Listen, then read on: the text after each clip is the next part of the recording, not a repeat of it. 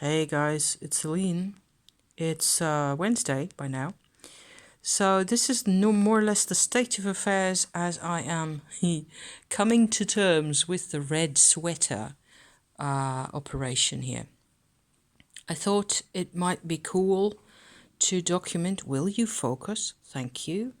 I don't have the best lighting. It's raining. It has been raining all day and I'm only too glad of it. So not complaining there. However, for filming, it really isn't the best kind of a situation. So I just wanted to show you how it is that I go about this. This is the worst part of this sweater. It actually got fairly clean in terms of there's still quite some soap smell at the moment, but it's less than it was and it's more or less okay to work with for the moment. So what we're doing here, first of all, I'm not going to, this is, stage 1.5 of about 10 or so, I think, of this whole repair business on this end. This is the worst hole and the worst damage location in the whole sweater. I have fixed a few other fairly large holes on the front side. This is the back of the sweater.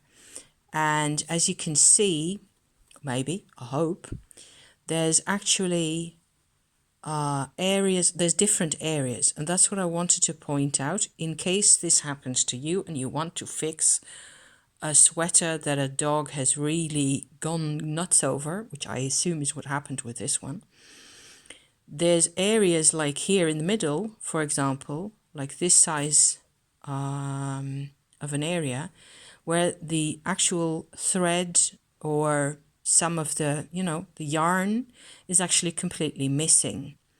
So you have like a square inch or so and another over here where it's more like a flattened, longish area, where there's whole bits of the knitted pattern that are missing, really. You don't have the yarn, you've got nothing to work with, really. Then, on the other hand, there's these kinds of areas which has actually gotten worse because of all the washing that I put this thing through. Let me see whether I can show this a little better. The pins here serve to, there's my finger right there, to keep in place some of those loops of the knitwear for the time being. Because what I've been doing, using my crochet needle, this one, it's a 175 size, made in Germany, yes, I can actually fix some of those fallen stitches, is what they call those in Dutch. I don't know what that's called in English. It's what I did over here. You can see it's not really regular, but the stitches are back in place, and as soon as the rest is tied firmly together again and fixed properly, this will kind of sort of reaffirm itself. Here you can really see where this is the loop over my thumbnail right there of the stitch, and there's these 1, 2, 3, 4, 5, 6, maybe 7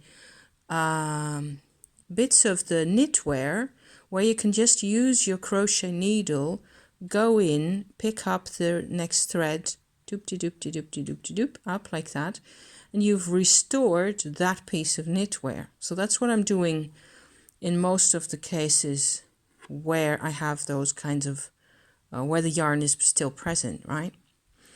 Where the yarn isn't present, I'm going to make like these kinds of little patches. This is, by the way, a blue thread. I am using blue, grey, brown and orange, as well as some of my own homespun white and green wool to have as much contrast as possible and to just have fun with this. And there will probably be skulls and flowers and moonsicles all over this thing by the time I'm completely done. But this is, of course, a hole into my soul, and I have to first look at what this, what we can really do with this. So the first stage for me has been to pin pins into the loops to prevent, you know, the stitches from falling even further. Then I've got several pale blue threads here, sort of fixing in place the edges where there isn't any more material left, so where the dog has really eaten and digested it all. So I can have a sort of a fixed edge around the hole that I can then put my little mat in. So that's stage one, fixing the edges first with pins, then with thread. Then there's the crochet needle operation, getting those seams, they're not seams, those knitting loops back in place. Then after that, you've determined more or less where your real gaps in the knitwear are, where your space is really, and then you can proceed from there, you know. So I'm really curious to see how this will turn out in the end. I think I've put in a decent hour into just this bit and just what you see here now. So maybe not quite, maybe 3/4 of an hour or so. So I'll be at this bit for the rest of the afternoon.